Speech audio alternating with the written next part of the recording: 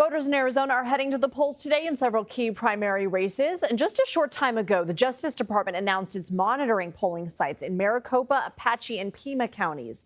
The DOJ says it's to ensure transparency, ballot security, and compliance with federal law during the primary. Apache and Pima County were two of the state's four counties that voted blue in the 2024 presidential election. Trump won Maricopa by a relatively slim margin when compared to some other counties in the state. Republicans will choose a candidate to take on incumbent Democratic Governor Katie Hobbs.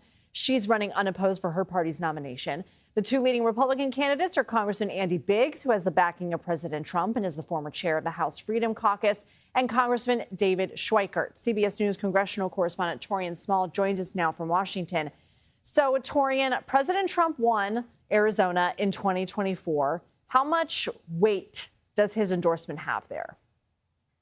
Well, we'll see. I mean, this is the real test of whether or not Arizona Republicans feel that they could coalesce around another far-right figure in Representative Andy Biggs over someone who could have a more moderate appeal in Schweikert there. I think that's certainly the case that the incumbent Katie Hobbs is looking to make. She might say this is essentially a repeat of her first race when she took on Kari Lake, who was a staunch Trump supporter, but again, didn't quite appeal across the aisle considering she spouted more of those far-right views and perspectives. Andy Biggs comes from the House Freedom Caucus. He was the former chair there and has aligned pretty much with the more far-right leaning conservatives than the more moderate centrist ones that I think they're trying to make the case for. But we also know that the president is endorsing in the first congressional district a new timer to politics in Jay Feely. He's a former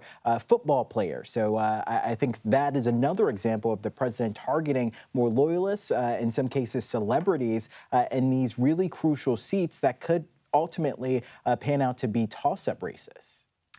My home state, which sometimes can be purple. Taurean Small, thank you so much.